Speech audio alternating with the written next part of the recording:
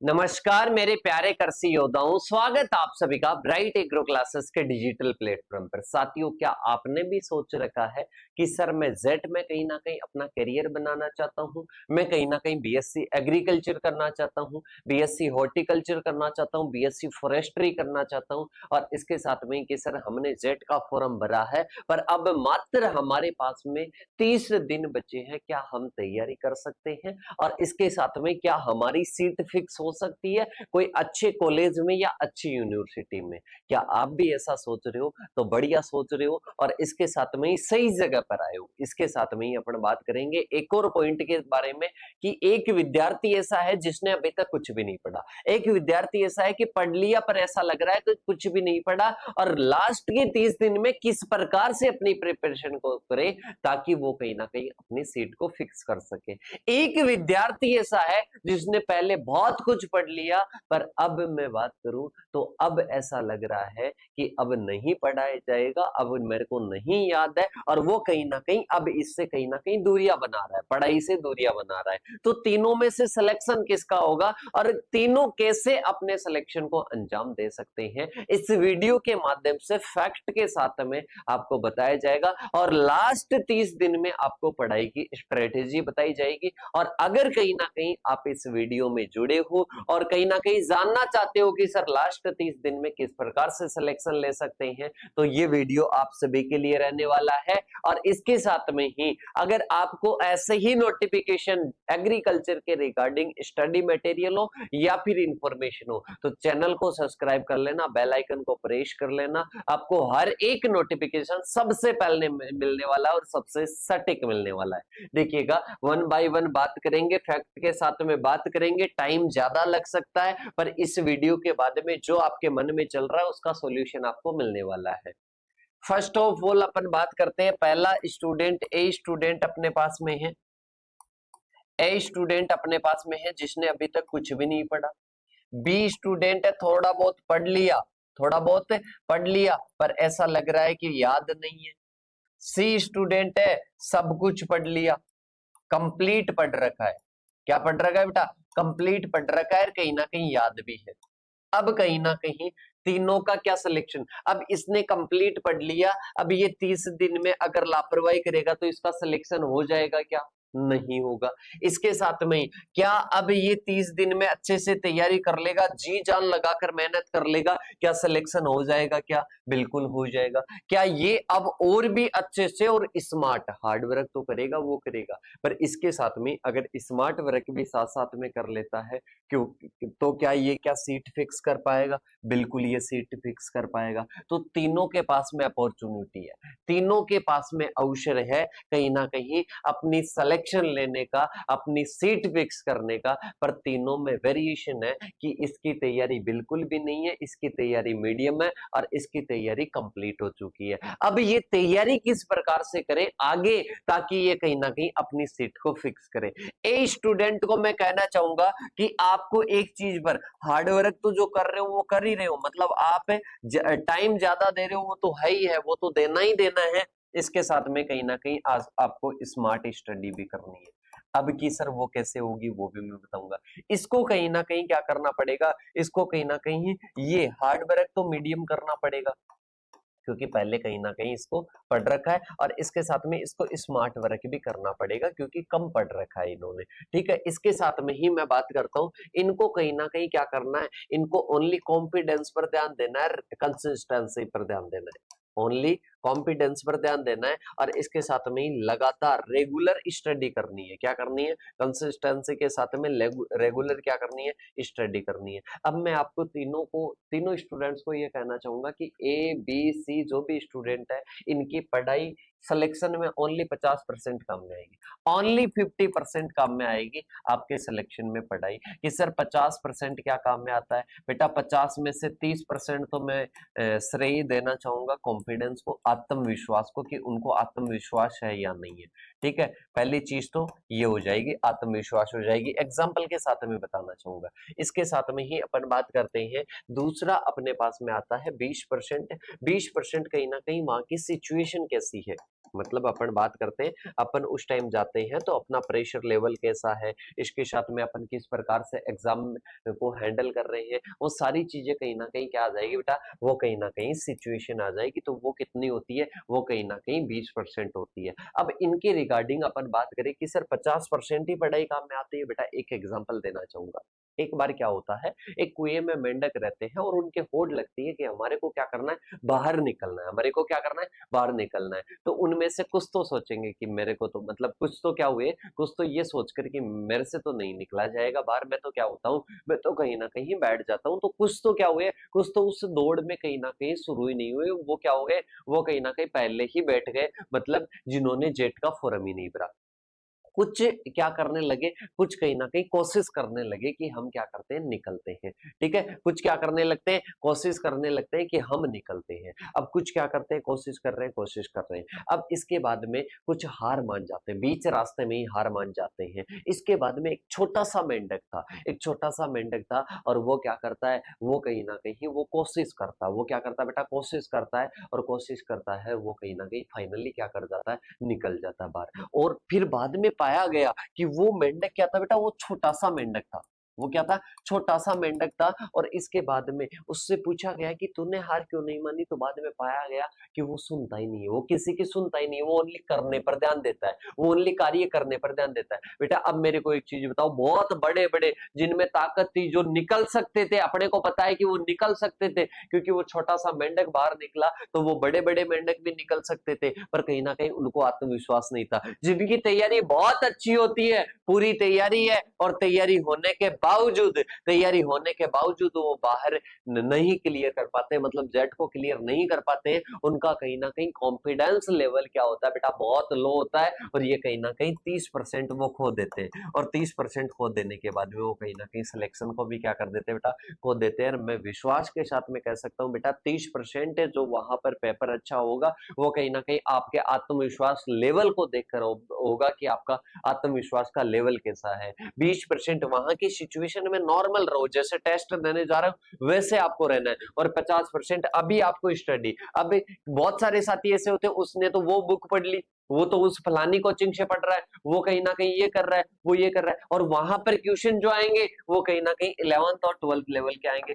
नहीं सर, वहां पर बहुत ज्यादा हार्ड लेवल के आते हैं, कुछ क्वेश्चन ऐसे होते हैं 11th 12th में होते ही नहीं। अरे बेटा 100 में से ऐसे थोड़ा ना है कि 50 क्वेश्चन ऐसे आ जाएंगे जो बाहर रहे, ऐसा तो नहीं होगा। 100 में से कहीं ना कहीं 100% की बात कर रहा हूं, वैसे 120 क्वेश्चन है, तो 120 क्वेश्चन में से 20 क्वेश्चन बाहर आ जाएंगे। अरे 20 क्वेश्चन को छोड़ दीजिए, फिर इसके बाद में आप 5-7 क्वेश्चन गलत कर दीजिए, अरे 90 क्वेश्चन पर तो बहुत अच्छी रैंक आ जाती है, बहुत अच्छी रैंक आ जाती है। 90 भी नहीं मानो तो 80 क्वेश्चन तो सही करोगे, तो आपका सिलेक्शन तो कोई भी नहीं रोक रहा है, आपका सिलेक्शन तो कोई भी नहीं रोक रहा है। तो अभी से आपको किस चीज पर ध्यान देना है, इन चीजों को माइंड में एक बार एब्जॉर्ब करना, और कहीं ना कहीं इन पर फोकस करना, कहीं ना कहीं ये जिम्मेदार होगी आपके सिलेक्शन के लिए। और इस प्रकार का रेशियो बनाकर रखना, आपकी तैयारी कम है उसके बावजूद भी आप क्या करो, विश्वास रखो। और इसके साथ में बेटा ये कहीं ना कहीं बनावटी चीजें और कहीं ना कहीं मोटिवेशन की लाइनें नहीं बोल रहा हूँ, ये कहीं ना कहीं खुद पर आजमाई हुई चीजें हैं। और उस टाइम जब जेट में क्रैश कोर्स में सिलेक्शन के लिए तैयारी करने लगा, उस टाइम कई लॉन्ग ईयर के थे साथ में, तो वो क्या बोले कि आपका तो सिलेक्शन नहीं होगा। क्यों नहीं होगा, क्योंकि आप तो क्या हो, क्रैश कोर्स से हो। पर मैंने कहीं ना कहीं उनकी बातों को नेग्लेक्ट किया, और इसके साथ में जो भी मेरे को याद था उस पर विश्वास था कि कहीं ना कहीं इससे क्वेश्चन आएंगे। अरे 120 में से कहीं ना कहीं मेरे को कहा कि केमिस्ट्री तो आपको आएगी नहीं, और 30 क्वेश्चन छोड़ दूंगा, 30 क्वेश्चन छोड़ दूंगा। 120 में से कितने हैं, 90 क्वेश्चन है, कितने हैं, 90 क्वेश्चन है। फिर भी तो सिलेक्शन का तो क्राइटेरिया इसमें से भी आ रहा है, कहीं ना कहीं 70% प्लस वालों का क्या हो रहा है, 70 प्लस वालों का सिलेक्शन हो रहा है। 90 क्वेश्चन मेरे पास में है, तो 90 में से 10 और हटा दो, 80 क्वेश्चन तो बच रहे हैं। तो सिलेक्शन आपका इस चीज से कतई नहीं होता है कि वो क्वेश्चन कहां से आ रहा है, कहां से नहीं आ रहा है। बस ये करना है कि आप 11th 12th को अगर पढ़ रहे हो, 11th 12th की बुक्स को अगर पढ़ रहे हो, तो वहां पर आपको उनको अच्छे से पढ़ना है, क्योंकि आपने 11th 12th पास आउट करके ही जेट का एग्जाम दे रहे हो। तो कहीं ना कहीं वो आपको याद है, पर याद होते वक्त क्वेश्चन गलत कब हो जाते हैं कि मेरे को तो कुछ याद ही नहीं है। ये आपका मन कह देता है कि आपको याद नहीं है, पर रियल में आपको याद है कृषि कौन सी भाषा का शब्द है, संस्कृत जवाब आएगा। एग्रीकल्चर कौन सी का है, आपका लैटिन जवाब आएगा। एग्रोनॉमी की बात करते हैं आपके ग्रीक का आएगा। इसके साथ में पोमोलॉजी की बात करते हैं Latin plus Greek plus Latin का आ जाएगा या लैटिन प्लस ग्रीक का आ जाएगा। इसके साथ में ही फ्लोरिकल्चर में किसका अध्ययन करते हैं, फूलों का अध्ययन करते हैं। और टमाटर का बॉटनिकल नेम क्या होता है, आपका सीधा सा जवाब आ जाएगा। इसके साथ में ही पशुओं में अपन बात करते हैं थारपारकर कौन सी नस्ल है, द्विप्रयोजनी है कौन सी है, दुग्ध प्रयोजनी है कौन सी है, ये भी जवाब आ जाएगा। इसके साथ में बदावरी में सबसे ज्यादा फैट पाया जाता है, ये भी आ जाएगा। जेट ब्लैक कलर किसका होता है, जलेबी के आकार के सींग किसके होते हैं, सीधा सा जवाब आ जाएगा। बेटा ये याद है कहीं ना कहीं आपको, आपके आसपास में ये चीजें चल रही है, ये चीजें चल रही है तो कहीं ना कहीं आपको याद है। बस आपको एक बार ध्यान से आपको रिवीजन करना पड़ेगा। उस रिवीजन की मैं कहीं ना कहीं स्ट्रेटेजी बताता हूं, तो मेरे को आप पर विश्वास है तो आपको भी खुद पर विश्वास होना चाहिए कि आप सिलेक्शन ले सकते हो। और इसके साथ में अभी मेंढक वाला मैंने एग्जांपल दिया बेटा, कहीं ना कहीं मेंढल अकेले कोशिश कर रहा था पर कहीं ना कहीं आपको गिरने नहीं देंगे। मेंढल अकेले कोशिश कर रहा था चढ़ने की, हम आपको गिरने नहीं देंगे, हम आपके पीछे खड़े हैं, हम आपके पीछे खड़े हैं। आपको बस आगे की ओर बढ़ते रहना, आगे की ओर बढ़ते रहना और एक सीट फिक्स करनी है आपको। ठीक है, देखिएगा अब अपन स्ट्रेटेजी की बात करते। बेटा डेली का एक टास्क बनाओ, डेली का एक टास्क बनाओ। टास्क की बात करते हैं, बायोलॉजी आपके सब्जेक्ट है, बायोलॉजी में आपके बॉटनी है और इसके साथ में क्या है, जूलॉजी है।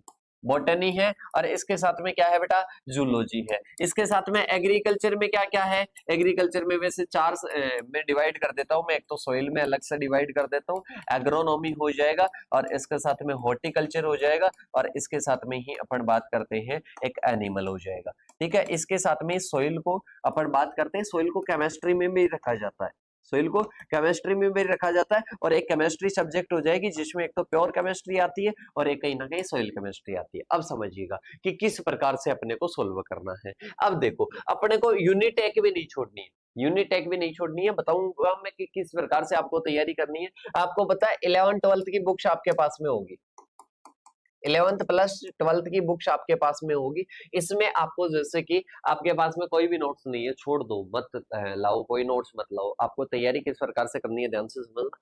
11th 12th की बुक्स है, जैसे कि आपके कोई मर्दा से रिलेटेड जितने भी 11th 12th के चैप्टर है, जितने भी 11th 12th के चैप्टर है, सोइल से रिलेटेड, सोइल से रिलेटेड जितने भी 11th की बुक में और 12th की बुक में जितने भी सोइल से रिलेटेड, वो चाहे एग्रीकल्चर में हो, सोइल केमिस्ट्री में जितने भी हो, उनको क्या करोगे, उनको एक बार पढ़ना है। उनको पढ़ने के बाद में, उनको पढ़ने के बाद में वो सारे रिवाइज हो जाएंगे, मतलब सारे आपको लगभग याद हो जाएंगे। उसके बाद में आपको क्या करना है, जो आपके इंपॉर्टेंट लास्ट वाले जो पॉइंट है, महत्वपूर्ण बिंदु है, वो पढ़ने हैं और लास्ट वाली जो एमसीक्यू है वो पढ़ने हैं। और इसके बाद में आपको उसका क्या देना है, टेस्ट देना है। सोइल का क्या देना है, टेस्ट देना है। और इसके साथ में ओल्ड पेपर में आए हुए क्वेश्चन देखने हैं, ओल्ड पेपर में आए हुए क्वेश्चन देखने हैं, वो आपको सोल्व करने हैं बेटा। इसके अलावा कुछ भी, एक ऐसे राउंड अगर 2 बार कर दोगे आप, प्रत्येक चीज का ऐसा राउंड 2 बार कर दोगे तो आपका सिलेक्शन कोई भी नहीं रोक सकता। मैं ईमानदारी के साथ में कह सकता हूं, खुद की आजमाई हुई चीज के बारे में कह सकता हूं कि आपको 11th और 12th आपने पढ़ा, इंपॉर्टेंट पॉइंट पढ़े और इसके साथ में एमसीक्यू पढ़े, एक बार पूरे चैप्टर को पढ़ने पढ़ दिया, बढ़िया ध्यान पूर्वक कंसिस्टेंसी के साथ में कि मेरा सिलेक्शन होगा नहीं होगा डजंट मैटर, मेरे को अभी पढ़ना है। ठीक है, इसके बाद में आता है ओल्ड पेपर आप सोल्व करो, जो भी सब्जेक्ट है अभी करवा देंगे, ओल्ड पेपर आपको सोल्व करवा देंगे। पहले वाले शॉर्ट में आपको एक बार पढ़ना है, इंपॉर्टेंट पढ़ना है, एमसीक्यू पढ़ना है, टेस्ट देने हैं। ठीक है, तो ये इसी प्रकार से आपको, जैसे कि बात करते हैं बॉटनी के जितने चैप्टर है, बॉटनी के चैप्टर पढ़ लो और इसके साथ में एग्रीकल्चर के एनिमल के जितने चैप्टर है, एनिमल के पढ़ लो, सारे पढ़ लो। इसके बाद में आती है केमिस्ट्री। मेन वाली केमिस्ट्री में प्रॉब्लम आ रही है, ठीक है, यही प्रॉब्लम है बेटा, इसका भी मैं सॉल्यूशन करता हूं। इसमें कुछ भी नहीं पढ़ना, 11th और 12th में जितने आपके मेन केमिस्ट्री के चैप्टर है, उन चैप्टर के आपको क्या पढ़ने हैं, लास्ट में, चैप्टर के लास्ट में एमसीक्यू दे रखे होते हैं और इसके साथ में इंपॉर्टेंट पॉइंट दे रखे होते हैं, इंपॉर्टेंट पॉइंट दे रखे होते हैं। और ओल्ड पेपर जेट में आए हुए जो क्वेश्चन है वो आपको पढ़ने, इसके अलावा कुछ भी नहीं पढ़ना है। पूरा चैप्टर ऐसे कैसे छोड़ दो, बस उसमें से एमसीक्यू इंपॉर्टेंट पॉइंट उठा लो और इसके साथ में ओल्ड पेपर सोल्व कर लो और इसके साथ में मॉक टेस्ट दो तो दो, नहीं रहने दो उसको, ठीक है। ओनली आपको क्या करना है, एमसीक्यू और इंपॉर्टेंट क्वेश्चन और इसके साथ में ही इंपॉर्टेंट जो पॉइंट होते हैं वो, और इसके साथ में ओल्ड पेपर सोल्यूशन करना है। प्रत्येक यूनिट के साथ में इस प्रकार से करना है और अगर इस प्रकार से तैयारी कर लोगे, लिमिटेड मटेरियल है, कुछ भी नहीं है। देख लेना सोर्सेस में क्या क्या चीजें हैं, 11th 12th की बुक्स है, कुछ भी और मटेरियल नहीं पढ़ना है। 11th प्लस 12th की क्या है बेटा, बुक्स है। मैन वाली भी हो सकती है और आपके एग्रीकल्चर वाली भी हो सकती है, ठीक है। ये बुक्स ले आओ। इन बुक्स के बाद में आपको क्या करना है, ओल्ड पेपर। ओल्ड पेपर आपको कहां पर मिलेंगे, ब्राइट एग्रो क्लासेस पर मिलेंगे। वो अपन सोल्व करवा देंगे, यूनिट वाइज सोल्व करवा देंगे, उसकी आपको 1% प्रॉब्लम लेने की जरूरत नहीं है, ठीक है। इसके क्या करोगे, इसके कहीं ना कहीं चैप्टर को पढ़कर उसके एमसीक्यू हल करोगे और इसके साथ में ही उसके एमसीक्यू हल करने के बाद में क्या करने, इंपॉर्टेंट पॉइंट पढ़ने, इंपॉर्टेंट पॉइंट पढ़ने हैं, ठीक है। इसके बाद में मैं बात करूंगा, ये आप old paper bright agro classes पर जल्द आपके शुरू हो जाएंगे, सॉल्यूशन स्टार्ट हो जाएगा विथ एक्सप्लेनेशन। इसके बाद में 11 12 की बुक्स के बाद में एक और चीज है बेटा, वो आपको मॉक टेस्ट। मॉक टेस्ट की बात करते हैं, टेस्ट सीरीज आपको कहां से मिलेगी, तो बेटा टेस्ट सीरीज आपको ब्राइट एग्रो क्लासेस के एप्लीकेशन पर, ब्राइट एग्रो क्लासेस के एप्लीकेशन पर मात्र ओनली 199 199 में टेस्ट सीरीज है, शानदार टेस्ट सीरीज है, बढ़िया लेवल वाली है, ना आपको डिमोटिवेट करेगी ना आपको ज्यादा मोटिवेट करेगी। इस प्रकार की ये टेस्ट सीरीज आपको एप्लीकेशन पर मिलेगी और इसके अलावा कुछ भी नहीं पढ़ना है लास्ट में। और कुछ साथी बोलेंगे कि सर हम तो दूसरे हैं, हम तो दूसरे मतलब आपने तो एक तो कहा था कि बिल्कुल भी नहीं पढ़ा, बिल्कुल भी नहीं पढ़ा, उनको भी पढ़ना है, जो बी ग्रेड वाले थे उनको भी पढ़ना है, जो सी ग्रेड वाले थे उनको भी पढ़ना है और खुद के नोट्स भी रिवाइज करने हैं, खुद के नोट्स भी रिवाइज करने वाले। बी और सी ग्रेड वालों को क्या करना है, क्योंकि नोट्स और इनमें ज्यादातर चीजें सिमिलर है तो इनमें ज्यादा टाइम नहीं लगेगा आपको रिवीजन के लिए, तो आपको क्या करना है, ये भी पढ़ना है और वो वाली चीजें भी पढ़नी है। चैप्टर को पूरे को नहीं पढ़ो तो एमसीक्यू और इंपॉर्टेंट पॉइंट तो जो बी और सी ग्रेड वाले हैं उनको पढ़ना ही पढ़ना है। मॉक टेस्ट सभी को देना है, ब्राइट एग्रो क्लासेस के एप्लीकेशन पर 199 में अवेलेबल है, ठीक है। और इसके साथ में ही ये ज्वाइन करना है। इसके साथ में इन नंबरों पर व्हाट्सएप पर आप कॉल भी करके पूछ सकते हो, कुछ भी डाउट होता है या कुछ भी टेस्ट सीरीज वगैरह के बारे में पूछना है तो इन नंबरों पर क्या करना है, कॉल करना है, इन नंबरों पर क्या करना है, मैसेज करना है और पूछ सकते हो जो भी आपका डाउट रहता है। और इसी प्रकार से अगर 1 महीने में 30 दिन अगर तैयारी कर लोगे तो आपका सिलेक्शन कोई भी नहीं रोक सकता, इतना मैं विश्वास के साथ में कह सकता हूं। तो आज ही आप अपनी तैयारी को एक नया मोड़ दे सकते हैं, एक यूनिक मोड़ दे सकते हैं और इसके द्वारा आप अपनी सीट को फिक्स कर सकते हैं। तो आज ही बेटा ज्वाइन कीजिए ब्राइट एग्रो क्लासेस की टीम के साथ में। ये वाला बैच बैच बोले तो इसमें कुछ भी नहीं है, नंबरों पर आपको क्या करना है, मैसेज करना है, ताकि आपको जब भी कोई भी फील हो, कोई भी जरूरत हो, तुरंत मैसेज करो, तुरंत आपको रिप्लाई मिलेगा, कॉल कर सकते हो। और इसके साथ में टेस्ट सीरीज अगर आपके पास में कोई भी नहीं है और आपको लगता है कि ब्राइट एग्रो क्लासेस की टेस्ट सीरीज ज्वाइन करनी चाहिए तो ज्वाइन कर सकते हो और चैनल को सब्सक्राइब करके रखना, क्योंकि जल्द आपके लिए क्लासेस आने वाली है, पैथोलॉजी एंटोमोलॉजी ये जो पोर्शन है ये पोर्शन भी अपन मैराथन क्लासेस के द्वारा हल करवाएंगे। तो मिलते हैं नेक्स्ट सेशन के साथ में, तब तक के लिए जय जवान जय किसान साथियों।